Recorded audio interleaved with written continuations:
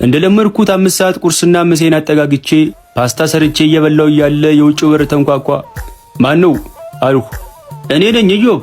የአከራይ ድምፅ ነው። ተነስቼ ከፈትኩ። እንዴት አደርክ አሉኝ። እግዚአብሔር ይመስገን ጋሽ ሞላ ሰላም አለ። ኪራይም ማሳለፍ አይ ሞላውን እንኳን ተው፣ ኪሴ ከጎደለ ቆይቷል።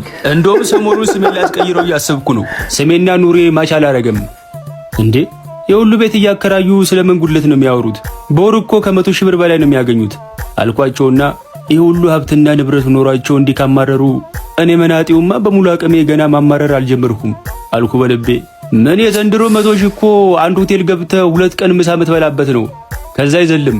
አቤት እኚህ ሰውዬ የዘር ማንዘራቸውን ሰብስበው ይሆን እንዴ ምሳ የሚበሉት ስል ጠረጠርኩ። ለማንኛውም አሁን አመጣጤ የጳጉሜን ወር ቤት ኪራይ ወር ሳያልፍ እንድትከፍል ላሳስብ ነው። የተጣጠፈው ወረቀት ከኪሳቸው አውጥተው ዘረጉትና በየወሩ የምትከፍለው 10 ሺህ ብር ነው አይደል? ከአንድ ወር ላይ 25 ቀን ሲነሳ 278 ብር ከ98 ሳንቲም ነው ሂሳቡ የሚመጣው። እንዴ ጳጉሜ ደግሞ ከመቼ ጀምሮ ነው ኪራይ መክፈል የተጀመረው? ነው ወይስ እየቀለዱ ነው?